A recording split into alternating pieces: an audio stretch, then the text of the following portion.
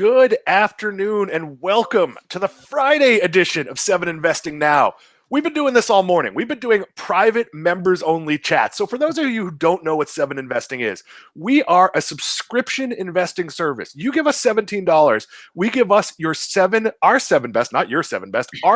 best investing ideas each month. So basically, we make stock picks, but it's so much more than that. You get access to us at private members-only events. So we're coming off 2 of those. We are all a bit punchy. But joining me today, Steve Symington's back, Maxx Chastko is back, and Matt Cochrane is making his debut performance on 7 Investing Now. Matt, tell the audience a little bit about yourself. Hi, Dan. I'm happy to be here. Just happy to be part of the team and do my part. I look for companies with strong economic moats or competitive advantages, preferably in growing industries or with large market opportunities. And that way, like those companies can catch like a double tailwind of taking market share plus within a growing market. This usually requires more qualitative work than like numbers. So like I do a lot of wading through conference call transcripts and 10K filings. And, I just don't think there's anything more important when investing, like to understanding a company's economic moat. So guys, we're going to open the show, and thank you, Matt. We're going to open the show talking about airlines. There was a lot of news in the airline space, but before we do that, Halloween is coming up. It's going to be a weird Halloween, but it is a week from Saturday. I had to check my calendar. If you told me it was Christmas or Valentine's Day tomorrow, I probably wouldn't know, but it's actually Halloween next week. Guys, what's your favorite Halloween candy? And those of you watching along at home, feel free to share your favorite Halloween candy. Guys, I'm going to go with the classic. I'm going to say it's the Kit Kat. That is by far the best of the Halloween candy bars. Maxx Chastko, favorite Halloween candy? Well, Dan, obviously candy corn. No, I'm just kidding. No one likes candy corn, right? So I'm actually an oddball. I don't like chocolate. It was very fun to go trick-or-treating with me as a kid because you got to steal 90% of my candy. But I'm a real big fan of like gummy bears, gummy worms, things like that. So. As am I. Matt Cochrane, your favorite Halloween candy? Kit Kat bar is a solid choice, but I'm going to go with Reese's Pieces. Interesting one, the inferior M&M. So it's pretty much that and E.T. Those are the only 2 people who I'll would make take that Reese's thing. Pieces over gummy bears, which is just like some kind of candied plastic that takes 7 years to digest in your stomach. But, I love gummy bears. Steve Symington, you are up last. I wish people gave out score bars because I would just be in heaven. But I'd have to say Heath because that's what you end up getting. But Heath is like inferior score, so that's my. We could actually do a whole show on this. The score bar is my favorite candy bar. I don't consider it for Halloween candy because it's not readily available. I know it makes me sad. I can't remember the last time I had a score bar. What is it? I'm a millennial. Can you explain that for what? It's a better Heath bar. Yeah. It's a more buttery Heath bar. It's not as readily available. But guys, we're going to hit our top story first. That is, can the U.S. airline industry make a comeback? It was a rough week for airlines. American Airlines and Southwest both reported billions of dollars in losses Thursday. That's actually an improvement. The American lost $2.8 billion. That's down from $3.4 billion last quarter. Southwest lost $1.2 billion. That's better than $1.5 billion. I'll throw it out there first to Matt. Are these numbers a sign that customers are slowly coming back to air travel? Matt. Well, the key word there, Dan, is slowly. So slowly, yes, it is bouncing back slowly. And look, there are signs things are improving. The TSA reported that the travel for this past Sunday crossed the 1 million mark threshold. Now, a year ago that day, the threshold was 2.6 million. So it's still down very much, but this past Sunday was the first time since March 16th that the 1 million passenger mark was topped. Yesterday, Southwest Airlines CEO Gary Kelly stated, "We are encouraged by modest improvements in leisure passenger traffic trends since the slowdown in demand experienced in July. However, until we have widely available vaccines and achieve herd immunity, we expect passenger traffic and booking trends to remain fragile." So I think those are the key words. It's slowly improving, but it's still fragile. Yeah, it's fragile. And guys, I just got an email from what I would consider the best airline, Southwest. They're the ones that actually like you. They, JetBlue is customer friendly, but JetBlue does not have the sort of you can always cancel your flight, the sort of the no fees, the very customer policies. But Southwest just sent me an email that as of I want to say December 1st, they will be selling some middle seats. So they're still maintaining mask rules. They're still distancing. It is a tiny comeback. Steve, do you think the pandemic has caused some permanent changes to business travel? Like, am I going to fly, to meet you for a meeting the way I would have pre-pandemic? I don't think you will. And yes, I do think it's caused some permanent changes. So many, the running joke is this could have been an email, like in phone conference calls. But I think we're going to get a whole lot of this could have been a Zoom call instead of paying the money to fly across the country. We are, it's not to say that business travel is going to disappear entirely. It will be necessary in some cases. And I have some pending interviews next year where executives have said, hey, we prefer in-person interviews. And I agree, that's nice to happen. But I do think we're going to have more of these, more thought given to what is really necessary because people realize that it's, you're able to interact, you're able to accomplish quite a lot through Zoom and other platforms that way. It's a whole new world, and I think we are going to see some permanent changes when it comes to business travel.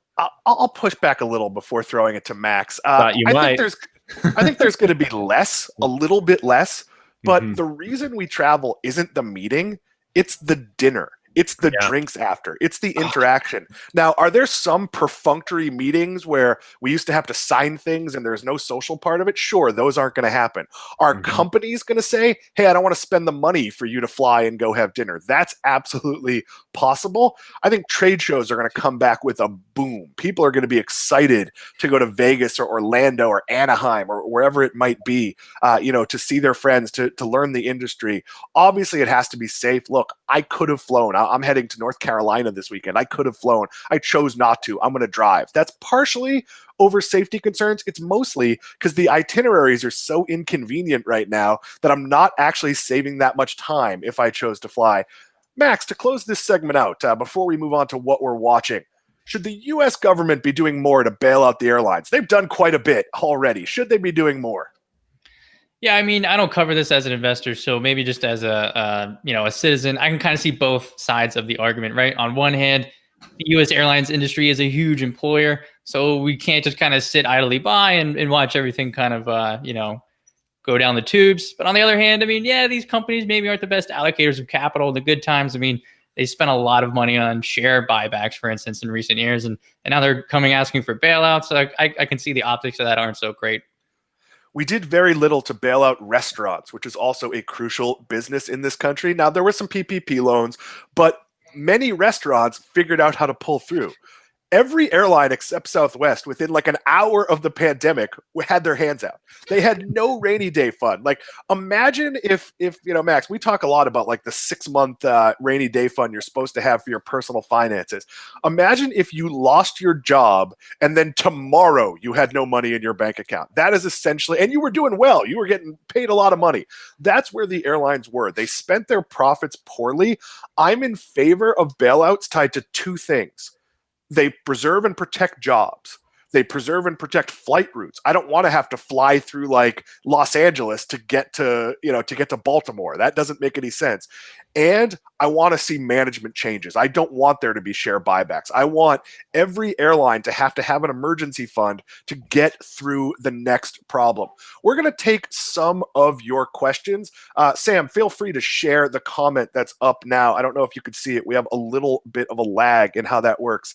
I'll read it. I agree with Dan. It's more about social interaction and food and drinks after. I doubt it's permanent. It might take a while as companies will cut costs, but it's a cycle and eventually comes back. That's from Ishan Desai. I cannot wait to travel. Guys, we are 7 Investing. This program is brought to you by the team at 7 Investing. We are 4/6 of the investing team there. And of course, Sam Bailey, our producer behind the glass, is our director of marketing. At 7 Investing, it's a simple deal. You give us $17 a month or $170 a year, and our team of advisors gives you our 7 best stock recommendations each month. Of course, in addition to those picks, you get access to our team. We just came off 2 live calls, one with new subscribers, one with subscribers. New subscribers, we taught them how to use our site. We told them some of the things that are coming. Existing subscribers, we gave them updates to some of our picks. We don't talk about our picks here on 7 Investing Now. We only do that for members. Steve, if somebody wants to sign up, how do they do that? They want to sign up, they just go to 7investing.com/subscribe, and pretty easy. It's a relatively seamless process. If you have any questions or concerns along the way, you can feel free to reach out to us directly at info@7investing.com. We are monitoring that constantly. You will get personal replies from us if you have any questions, and we're always available. But 7investing.com/subscribe if you want to join us and see our recommendations. In our next segment, Matt, Max, and Steve each pick one story. It's something they're following. It's something they're really excited about. Normally, I pick one as well, but I didn't in the interest of brevity today. Matt, you wanted to talk about an industry that is near and dear to our hearts. A few of you know, Matt and I live about 40 minutes apart from each other, and we meet once or twice a month for dinner. Matt has like 9 kids, so it's hard for him to get out. I only have 1, and especially in this non-travel age, my wife is eager for me to get out. She doesn't even ask, like, are we being safe? Are we going to be someplace that's not crowded? She's just like, fine, get out of the house. It is worth it. But Matt, where does the restaurant stand right now? It's not great, but some of these changes are going to be positives, right? Yeah, well, it depends, I guess, like what kind of restaurant you are, depending on like if you see this as ultimately a positive or negative catalyst. COVID-19 has certainly shaken the restaurant industry to its core. Almost 20,000 restaurants might have been permanently shuttered due to the pandemic. That's according to data from Yelp. Many restaurants that have reopened have been forced to pivot on the fly with enforced dining room capacity limits. Closures across the restaurant and hospitality industries could also send the economy into a sustained downturn, especially with further government aid facing an uncertain future. Trying to look through the economic carnage to the other side, the existing restaurants that have the financial strength to survive and are well positioned to navigate this trend, meaning they already operate heavily in the carryout and delivery segments, might be like facing less competition on the other side. And as people have, Matt, that's a brilliant way to look at it. That's like if like 8 Major League Baseball teams go out of business, you could be like, wow, the Red Sox have a better path to the World Series. But it is true. And we're also seeing it's about innovation. It's not only Starbucks that does mobile order and pay. I've seen a local chain here. I don't know if it gets as far as you, called Bolé, and they innovated really quickly. They set up curbside pickups. They had an app. They take orders over the phone. They hustled. And we are seeing some of that. Sorry, Matt, stepped on you a little bit there. no, that's all right. But I think it's true too, because it's not just like, yes, they'll have less competition at the end, but while people are making deliveries and ordering now, they're also signing up for reward programs that these restaurants offer and things like that. And, you know, like to your point, like some small restaurants are pivoting quickly. And that's an opportunity for companies like Square, which offer like services to restaurants where they can easily integrate delivery and carry out and curbside pickup, things like that, right into their point of sale systems. So there's going to be opportunities here on the other side of this. Yeah, and the companies that invested in this, and like, you know, take McDonald's, for example. I've often talked, how stupid is it for McDonald's to be going into delivery? I was wrong.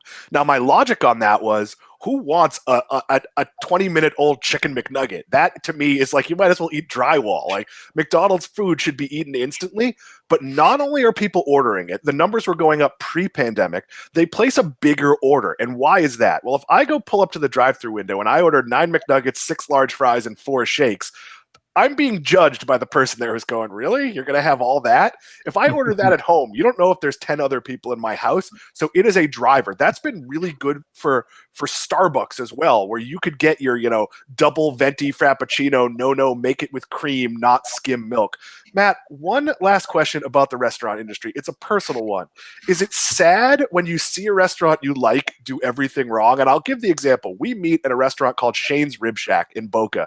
And I would say the 2 times we've had dinner in the last couple of months, we have been the only customers there, and they've done very little to promote mobile order, pickup, delivery. I don't see signs for DoorDash or Uber Eats or Grubhub.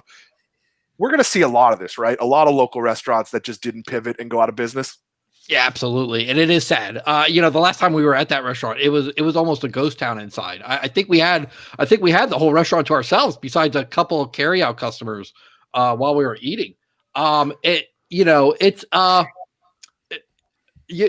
have to be able to innovate, and if it's just, that's the reality we live in, and we were already moving to an omni-channel digital buying but picking up at the restaurant kind of world, and this just accelerated that tenfold, and it pulled a lot of that innovation forward. And if you, as a restaurant owner, if you weren't willing or able to make that pivot, you're probably facing some hard times right about now.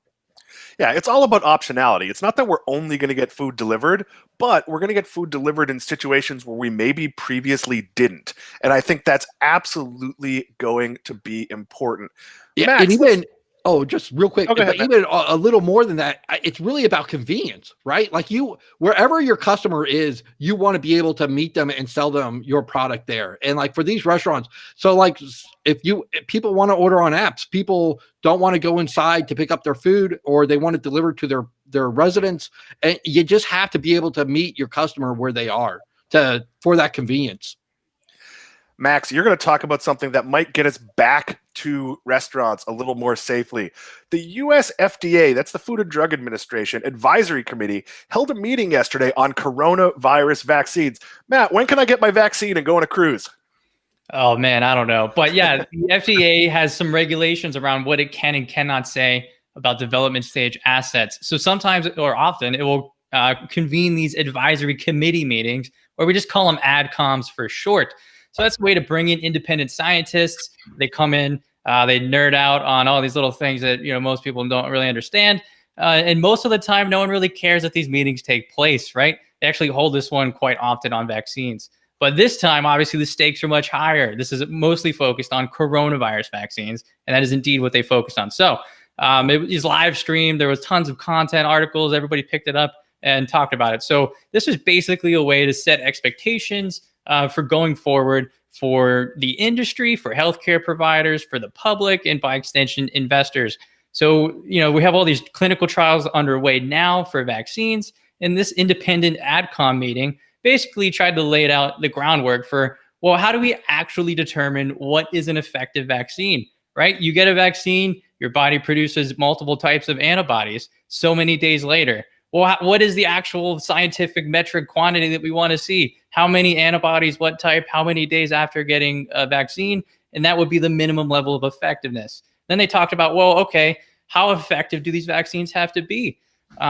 Not everyone who gets one of these vaccines will get immunity to the coronavirus. So, and given the circumstances where we need basically to inoculate the whole globe, we might accept something that's less effective than we would in, something that was less of an emergency. So maybe we accept something that's 70% effective or 60% effective.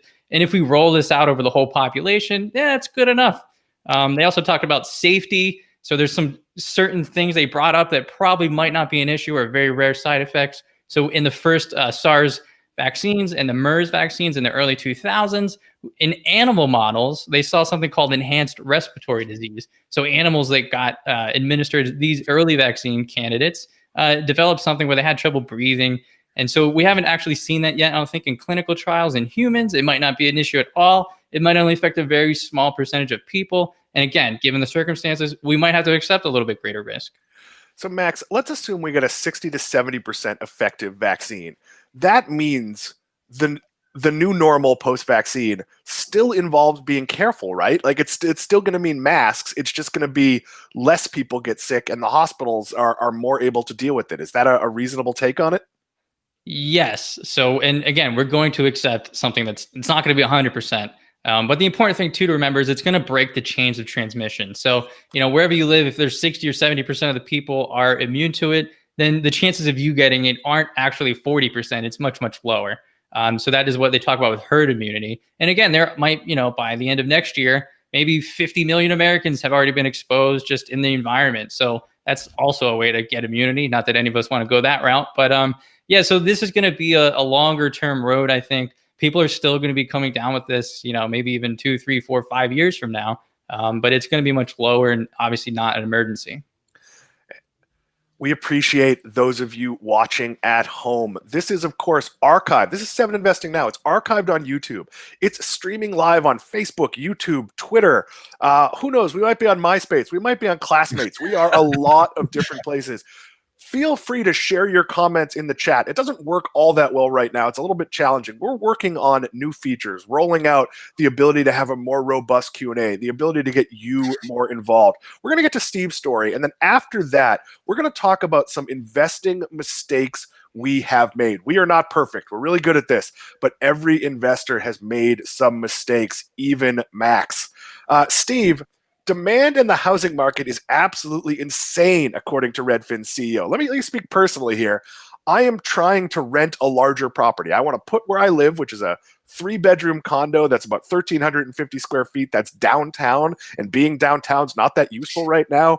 I want to put my place on the market where it will rent in 5 seconds, and I want to rent someplace bigger. And places are renting in less than a day. We saw a place less than 1 day after it went on the market. We made an offer that night, and we did not get it. Somebody else beat us to the punch. Steve, talk about how Redfin sees this. Yeah, this is wild. So Redfin, the CEO of Redfin went on CNBC last night, and those are his words. He said, demand in the housing market is, quote, absolutely insane.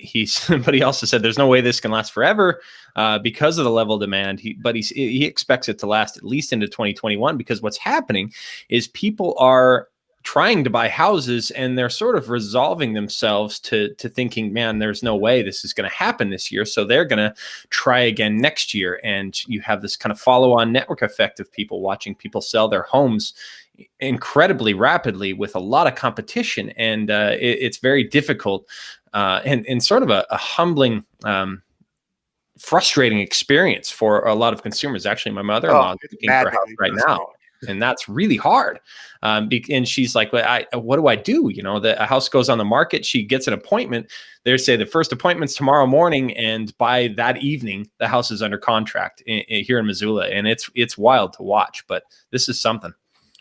Yeah, and it's something that's not likely to change anytime soon because, there's a little bit of a shift of population. People are moving, a tiny amount of people are moving out of cities. I don't want to overplay that because the amount of available apartments in New York was something like 15,000, which is like 3 times more than there usually are, but millions of people live in New York. So it's not like we're all fleeing to the suburbs, but I live in West Palm Beach, Florida. If your office is closed in New York or Detroit or Boston or whatever it is, and you probably don't have to go back to the office for a year, you might come live in West Palm Beach or Miami for a year. That's what I'm competing with.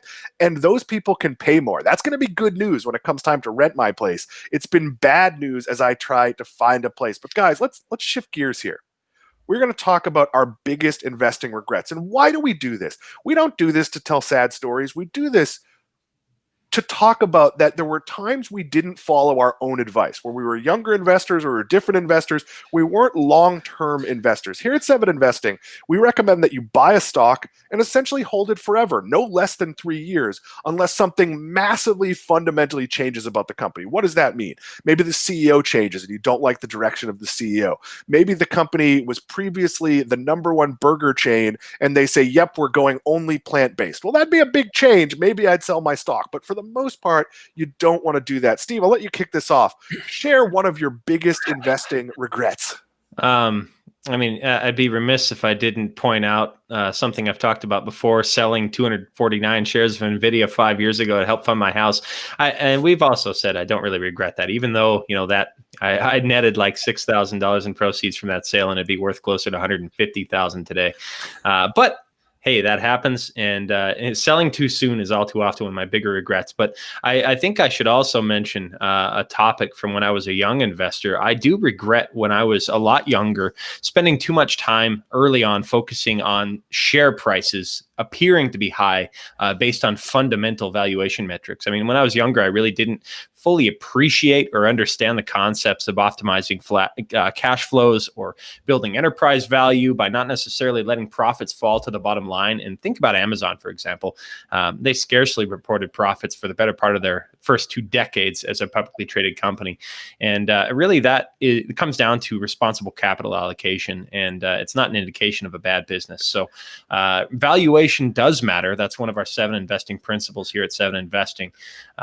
But there is a point at which you need to realize that traditional valuation metrics aren't particularly effective, and that there are better ways to gauge the enterprise value and growth potential of a business. So don't only focus on share price looking expensive just because you have a share price that might be in the $1,000 range.